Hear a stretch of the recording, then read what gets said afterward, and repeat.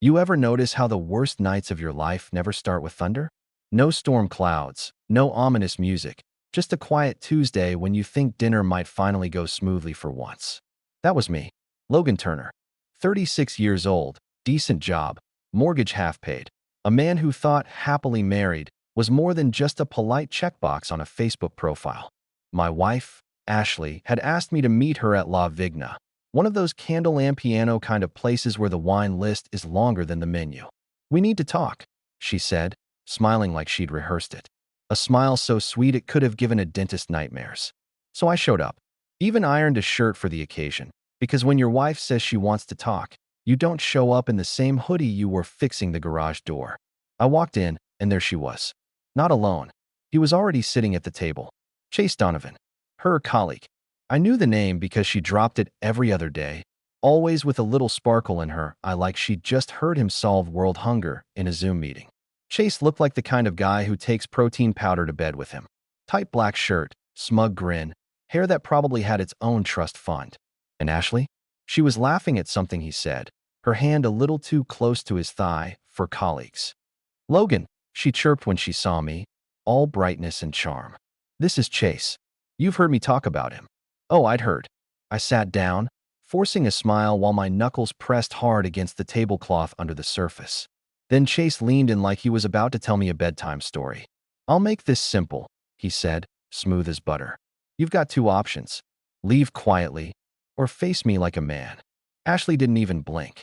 She just smiled, like she was watching the season finale of her favorite show and couldn't wait to see how I'd react. I looked him right in the eye and said, "Calm as you like. You want your teeth whole or in pieces?" The candlelight flickered, and for the first time all evening, Chase didn't smile.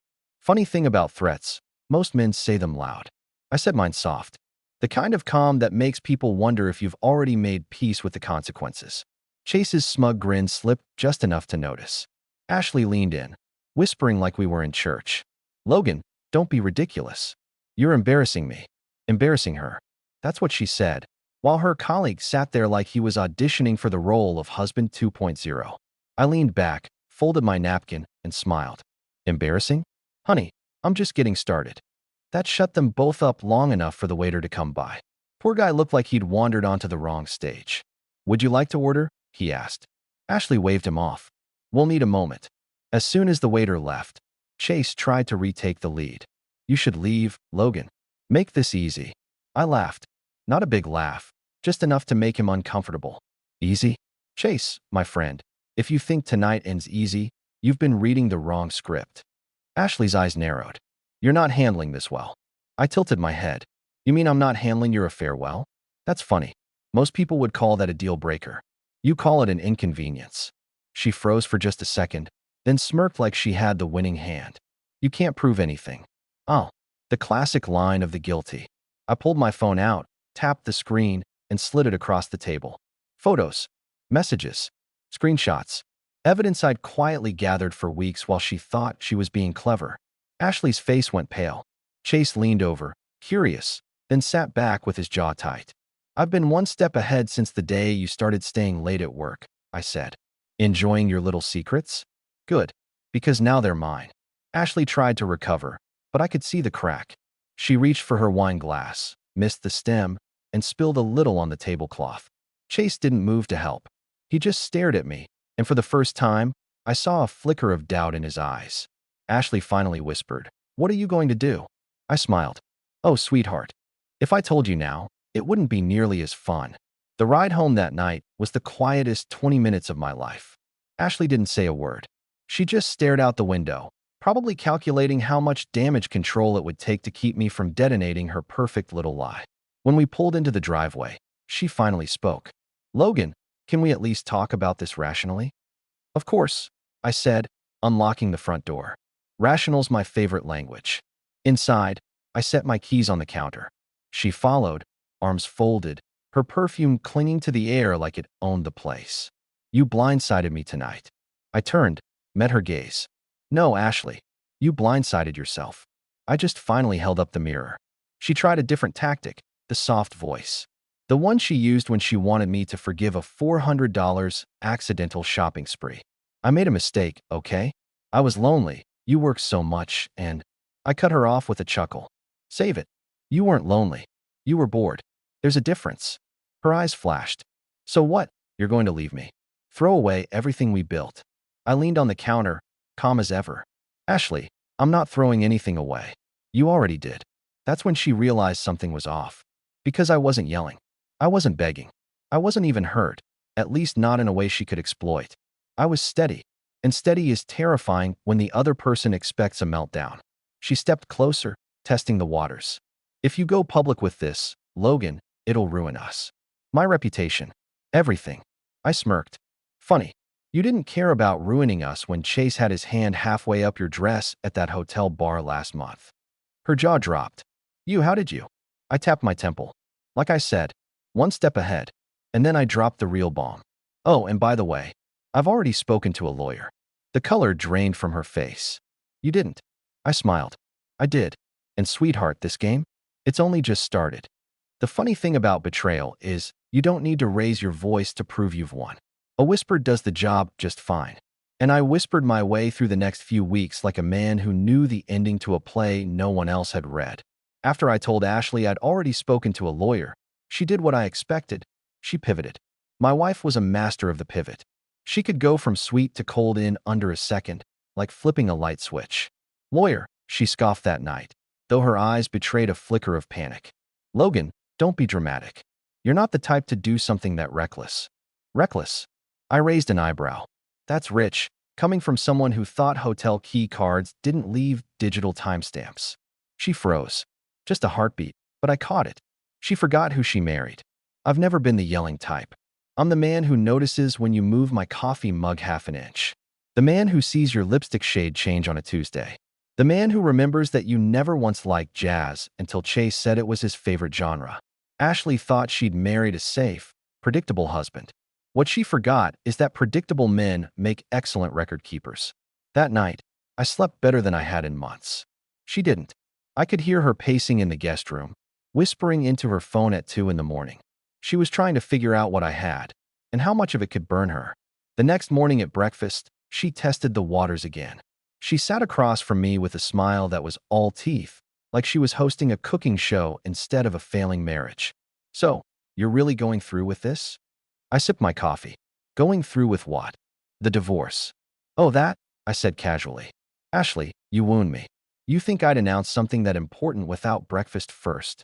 She set her fork down. Logan, you don't want to do this. Think about the house. Think about the money. Think about how this will look to your family. I smiled into my mug. Oh, I've been thinking. I've been thinking a lot. See, Ashley loved control. She'd built her whole identity around it. But now, she was playing catch-up on a board I'd been moving pieces across for months. Because the truth was, I hadn't just spoken to a lawyer. I'd already drafted the papers, already moved certain accounts, already lined up a forensic accountant to comb through every purchase Chase had generously covered on their little escapades. And Ashley didn't know yet, but Chase wasn't exactly the white knight she thought he was. 2 nights later, I proved it. We were sitting in the living room. She had the TV on, some reality show where strangers cry over granite countertops. I leaned back in my chair, phone in hand. You know, I said casually. Chase has an interesting taste in cars. That Mercedes of his, beautiful machine. Shame about the repossession notice. Her head snapped up. What are you talking about? I showed her the screen. A photo of Chase's prized car, sitting in a tow yard. I'd hired someone for that. A little investment, worth every penny. Ashley's mouth opened, then shut. You had him followed? No, I said smoothly. I had him researched. There's a difference. Research is cleaner. Less creepy. She blinked. You can't just. Sure I can, I said, setting the phone down. And while we're on the subject, you might want to ask him why his last 3 girlfriends all filed restraining orders. Funny pattern, isn't it? Ashley went pale. She picked up her wine glass, hands trembling just enough to make the stem rattle against the rim. Lies, she whispered, like a prayer. Maybe, I said, shrugging. But the thing about lies is, once people hear them, they don't really care if they're true. Especially in court. That got her. She knew exactly what I was saying, and exactly how many bridges I was willing to burn to walk away with my dignity intact. For the next week, she was on her best behavior. Cooking dinners she hadn't touched in years. laughing too hard at jokes she used to roll her eyes at, wearing that perfume she swore was too girlish once she hit 35. But it was all theater, and I was front row, center, with the popcorn. Then came the conversation I'd been waiting for. It was a Thursday evening, rain tapping against the windows.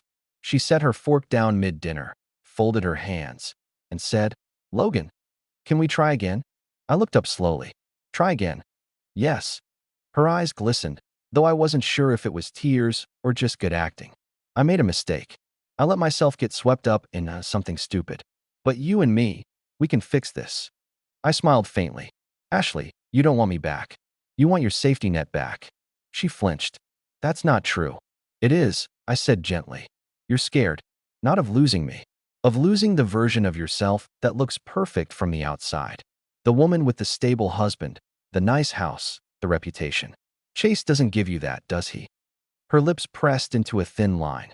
"Here's the problem," I continued. "You've mistaken me for the man who's going to cry and beg. But I'm not that guy. I don't beg. I plan." Silence. The rain outside filled the gap. Finally, she whispered, "So what's your plan?" I leaned back in my chair, steepled my fingers. "Let's just say, you'll find out soon enough." The next day, she tried logging into our joint account. Password changed. She called her favorite salon to book an appointment. Credit card declined. She asked about the beach trip we'd planned for summer. I told her the tickets had been refunded. Piece by piece, I was dismantling the world she thought she controlled. Not loud, not messy, surgical. And the best part? She still didn't see the final card in my hand. Because Chase, he wasn't just a mistake. He was my weapon. If there's one thing I've learned, it's that cheaters don't fear being caught. They fear being outplayed. And Ashley? She was about to learn what it feels like to play chess against someone who already knew her every move. The day after I locked her out of our accounts, she stormed into the kitchen like a prosecutor in a cheap crime show. "What did you do, Logan?" I looked up from my coffee, calm as a priest. "Morning to you too." Her eyes were sharp. "Don't play games with me." The bank called. They said the account is frozen. "Not frozen," I corrected. "Just reorganized. Efficiency, you know. You can't do that." I sipped my coffee. "Well, apparently I can, because I did." She slammed her palm on the counter, a move she must have practiced in the mirror. "I have rights, Logan." "Of course," I said evenly. "And you'll get every penny you're entitled to. After the court looks over a few things." Her lips parted in shock. "Court? You're serious?" I smiled faintly. "Dead serious." That was the first crack. Not the affair, not the evidence, the money. Ashley loved money the way some people love air. Not to spend it, though she did that well, but to wield it. Money, for her, was power. And I had just cut the cord on her power supply. For the next week, she tried a new angle, pity. Suddenly, she was forgetting to eat, leaving her hair undone, sitting in the living room in old sweatshirts like she was starring in a tragic indie film. One night, she sniffled at the dinner table. "You don't even care, do you?" I set down my fork. "About you? Or about the performance?" Her eyes widened. "Performance?" I leaned forward. "Ashley, if you're going to try this sad wife act, at least put some effort into it. Cry on the left side, not the right. That way the lighting from the lamp makes it look more dramatic." She glared. "You're cruel." "No," I said softly. "I'm honest. Big difference." But while she was busy rehearsing for an Oscar that wasn't coming, I was busy setting the stage. See, Chase wasn't just a bad choice. He was a liability. And liabilities, in the right hands, are gold. It started with a phone call. A buddy of mine, Carl, works in collections. You'd be surprised how fast people talk when you phrase questions the right way. Turns out, Chase had a gambling problem. Credit cards maxed. Car repossessed, just like I'd shown Ashley. And, the cherry on top, a quiet investigation into his business expenses at the firm. I filed that information away like a chef sharpening knives. The next piece came from Ashley herself, without even realizing it. One afternoon, I accidentally left my phone on the counter while I mowed the lawn. When I came back, it had moved, and my recorder app was running. Ashley's voice, whispering to Chase. "He knows something. He has files, I think." Pause. "What do we do if he shows the court?" Chase's answer made me grin ear to ear. "Don't worry, babe. He's too boring to do anything. Guys like him, they talk big, but they don't act." "Oh, Chase, you shouldn't have." That night, I sat Ashley down in the living room. She looked suspicious, clutching a glass of wine like it was a weapon. What now, Logan? Another lecture? No, I said. A choice. I slid an envelope across the table. Inside, screenshots of Chase's debt, the repossession notice, and a short transcript of his less than flattering remarks about her. She flipped through them, face blanching with every page. This is fake. Sure, I said dryly. And the moon's made of cheese. Go ahead, ask Chase. I'm sure he'll give you a very creative explanation. Her hand trembled. Why are you doing this? I tilted my head. Doing what? Showing you the man you risked our marriage for? I thought you loved honesty. She snapped the folder shut. You're trying to destroy me. No, I corrected calmly. You destroyed yourself. I'm just documenting the process. That night, she didn't sleep again. I know because I did. Like a baby. The following weekend, I made my real move. We were invited to a dinner party. Mutual friends, people who still believed Ashley and I were a picture-perfect couple. She begged me not to go. It'll be awkward, she said. I smiled. Exactly. So we went. The house was full of warm light, laughter, the smell of grilled steak. Ashley wore her best red dress, the one she'd saved for special occasions. Chase showed up too. Of course he did. Like a bad penny, he always turned up. I waited until dessert. Then, in the middle of small talk about vacation plans, I leaned back and said loudly enough for the table to hear. Hey Chase, how's the Mercedes? He froze, fork halfway to his mouth. Excuse me. You know, I said with a casual shrug. The one the tow truck picked up last month. Silence. The kind that swallows a room whole. Ashley's face turned ghost white. Chase stammered something about a misunderstanding, but the damage was done. Whispers spread like wildfire across the table. I smiled, leaned back, and sipped my wine like I hadn't just dropped a grenade. After the party, Ashley hissed at me in the car. You humiliated me. No, I said calmly. I revealed you. Big difference.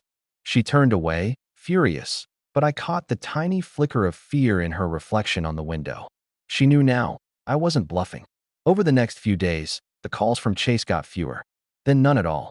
Ashley tried to hide it, but I noticed the way she checked her phone every 10 minutes, the way her lips pressed tight when no new messages came.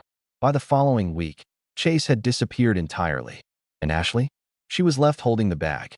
Logan, she said one evening, her voice small for the first time in years. What do you want from me? I looked at her, steady, unflinching. What I want, Ashley? Simple. I want you to realize you never played me. I let you think you were winning, so you'd never see this coming. Her brow furrowed. See what coming? I smiled. Oh, you'll know soon enough. The thing about revenge is, it doesn't work if you rush it. People expect anger. They expect screaming, door slams, maybe even the classic sleeping on a buddy's couch for a week routine. What they don't expect. A man who smiles, sips his coffee, and dismantles their life one piece at a time. Ashley thought Chase had left her because he got cold feet. Truth was, I'd given him a gentle push, more like a shove, really. You show a guy's employer just enough evidence of expense reports that look suspicious, and suddenly, he's got bigger problems than playing house with someone else's wife. One evening, Ashley sat across from me at the dinner table. She pushed her peas around like a bored kid in a cafeteria. You knew, she said suddenly. Knew what? I asked, dabbing my mouth with a napkin. That he'd leave. You set this up. I looked her straight in the eye, calm as ever. Ashley, you give me too much credit. Chase was a car wreck before you ever got in the passenger seat. I just pointed out the skid marks. She glared, but the thing about Ashley was, she hated silence more than insults. So I let the silence sit. The next morning, I noticed something different. She'd put her wedding ring back on. Not because she wanted me, but because she was trying to remind herself she still had leverage. Problem for her was, I'd already cut the wires on that leverage weeks ago. Later that week, I invited her to coffee. Not the usual kitchen mug situation. No, I picked a busy cafe downtown. Neutral ground. She arrived in that same red dress she wore at the dinner party. Lipstick a shade darker than usual, perfume strong enough to register on a Richter scale. She thought she could seduce her way back into control. I leaned back, stirring my espresso. You look nice. Her smile flickered with relief. So, we're talking now. We've always been talking, I said smoothly. You just haven't been listening. She leaned forward, her voice low. Logan, we don't have to do this. We can move on. We can fix us. I tilted my head, studying her. Fix us? Ashley, you don't want to fix us. You want to fix the version of me that made you look good. There's a difference. Her jaw tightened. You're cruel. No, I corrected softly. I'm awake. She sat back, stunned. For once, no snappy comeback. I let the silence work for me before pulling a slim manila envelope from my bag. I slid it across the table. What's this? She asked, frowning. Open it. Inside were bank statements. Not mine. Hers. I'd traced her little shopping trips over the last few months. Designer bags, hotel rooms, even a couple of wire transfers I suspected had gone straight to Chase. She flipped through them, face draining of color. How did you? I cut her off with a small smile. Ashley, you used the joint account. You might as well have left receipts on the fridge. Her hands trembled. So what now? You're going to ruin me. I leaned forward, voice calm but firm. No, I'm going to let you ruin yourself. But I'll make sure you can't drag me down with you. She tried one last card, the tears. They welled up, right on cue, glittering like cheap stage props. Logan, please. I don't want to lose you. I set down my cup, folded my hands. You already did. She sniffled, lowering her eyes.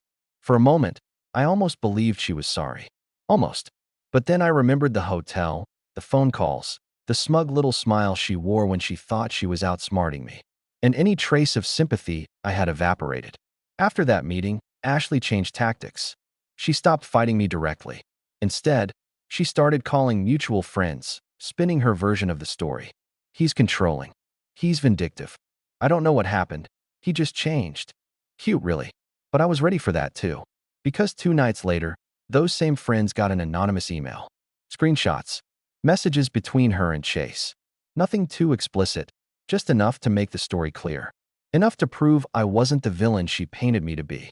I never admitted it was me. Never needed to. One by one, the calls stopped coming. The invitations dried up. Ashley was no longer the sparkling hostess with the perfect marriage. She was the woman who got sloppy. The one who made a fool of herself. And me? I just kept smiling, calm as ever, watching her world get smaller. Then came the kicker. It was a Tuesday morning when she cornered me in the kitchen. Hair messy, eyes red, clutching her phone like a lifeline. Logan, she said, voice trembling. I just got a call from the firm. They know. I looked up from my coffee. Know what? About the transfers. I feigned surprise. Oh, that's strange. How would they know? Her face twisted with realization. You. I shrugged. Maybe. Maybe not. But if I were you, I'd start worrying less about me and more about how you're going to explain why you were wiring money to a man under investigation. She slammed the phone on the counter, breathing hard. You're destroying me. I leaned forward, calm as ever. Ashley, I'm not destroying you. I'm simply letting the truth out of the cage. You're the one who built it. She stared at me, furious, desperate, cornered. And in that moment, I realized she wasn't the predator anymore. She was the prey. I stood, straightened my jacket, and headed for the door. Where are you going? She demanded. I turned, smiling faintly. To work. Some of us still have responsibilities. Her voice cracked behind me. Logan, don't walk away from me. But I did. And for the first time in a long time, it felt good. Because the best revenge isn't rage. It isn't chaos. It's control. And I had it. Every last drop. And she knew it. It's funny how silence can be louder than 1,000 arguments. For weeks after that kitchen blow-up, I barely said a word to Ashley. No shouting, no pleading, no lectures. Just calm nods, one-word answers, and the occasional polite smile that made her skin crawl. She hated it. Ashley thrived on drama, on fireworks, on being the center of attention. She expected me to slam doors, sleep in motels, maybe even beg. Instead, I folded my laundry, paid the bills, and whistled while I cooked dinner. The silence ate at her more than any fight could have. One night, she snapped. Logan, say something. Anything. This nothing. It's unbearable. I looked up from my book. You wanted honesty, didn't you? Well, here it is. Sometimes nothing is the most honest thing you can give. She broke then. Tears, mascara streaks, the whole show. But I just watched, calm as a judge waiting for the guilty verdict. Because while she was unraveling in our living room, I was already 10 moves ahead. The divorce papers were drafted. My lawyer was waiting. And I'd set up a meeting with the firm Chase used to work for. Not to attack him. No, that was already handled. To talk about Ashley. See, Her little expense transfers didn't just look bad. They looked like embezzlement. And while I wasn't going to press charges, I knew the whisper alone would be enough to destroy her professional image. And in Ashley's world, image was everything. The next morning, I left a manila envelope on the kitchen counter. Inside, copies of those transfers, neatly organized, with a sticky note on top. Thought you'd want to see what the firm knows. I didn't wait around for her to find it. I just went to work, whistling. That night, when I came home, she was sitting at the kitchen table. Same red dress, same lipstick, but no ring this time. You win, she said quietly. I poured myself a drink, sat across from her. Ashley, this was never a game. You played games. I played for keeps. She looked broken. For a moment, I almost felt sorry. Almost. But then I remembered Chase, the hotel, the smug way she used to brush off my questions, and the sympathy died before it could form. Then what now? She whispered. I raised my glass. Now? We let the curtain fall. The day we signed the divorce papers, Ashley wore sunglasses inside the lawyer's office. Not because it was bright, because she didn't want anyone to see her eyes. I, on the other hand, wore the same steady smile I'd had for weeks. Our lawyer slid the papers across the table. Ashley hesitated, then signed. Her hand shook. Mine didn't. As we left the building, she grabbed my arm. Logan, wait. I turned, eyebrow raised. Do you really have to ruin me? Haven't you done enough? I leaned in, voice calm. Ashley, I didn't ruin you. I just stopped protecting you.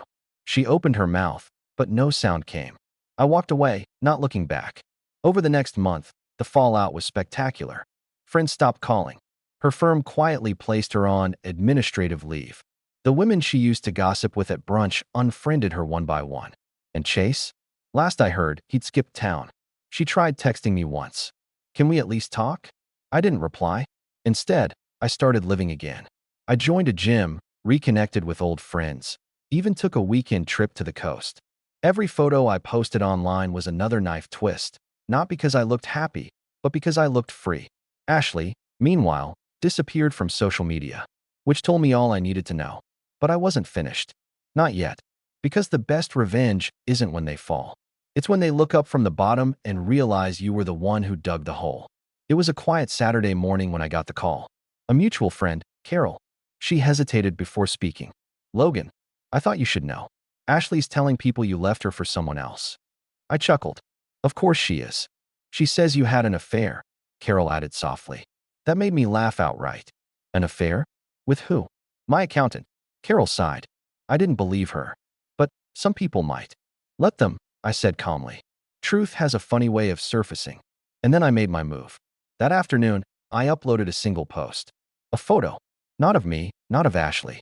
Just a picture of Chase's repossessed Mercedes in the tow yard, with the caption, "Funny how some rides don't last." I didn't tag her, didn't mention her name, but everyone knew. The comments lit up like fireworks. Whispers became shouts. And Ashley's little story about me having an affair? Dead on arrival. By Monday, she was officially unemployed. The woman who once cared more about reputation than reality now had neither. And me? I just kept smiling. You probably think this is where I ride off into the sunset. Papers signed, reputation intact, the villain exposed. But life doesn't tie up so neatly. 2 weeks after the post, Ashley showed up at my door. No makeup, no red dress, just jeans and a sweater, hair pulled back. She looked ordinary. Logan, she said softly. Can I come in? I studied her for a moment, then stepped aside. She sat at the kitchen table, hands folded, eyes downcast. I know I don't deserve your forgiveness, but I need you to understand. I never thought you'd fight back. I leaned against the counter, arms crossed. That's your problem, Ashley. You mistook kindness for weakness. She looked up, tears welling. So what now? You hate me forever. I shook my head. No. Hate takes effort. And you're not worth that kind of energy. She flinched. And then I dropped the final card. The one she never saw coming. I'm moving, I said casually. Sold the house. Closing next week. Her eyes widened. What? You can't. I can, I interrupted. And I did. You'll need to find somewhere else to live. Don't worry, I made sure your name's not on the mortgage anymore. The bank was very understanding, given the circumstances. She gasped, standing. You tricked me. I smiled faintly. No, Ashley. I just read the fine print you never bothered to. She stood there, stunned, trembling, realizing she wasn't just losing me. She was losing the roof over her head. And that was when I finally gave her what she hated most. Not anger, not cruelty, just silence. I opened the door, gestured toward it, and said, "Goodbye, Ashley." She left without another word. And as the door clicked shut, I realized the real revenge wasn't the lawyer or the money or even Chase. It was this moment, watching her walk away knowing she'd never see me break, not once. Unexpected enough for you?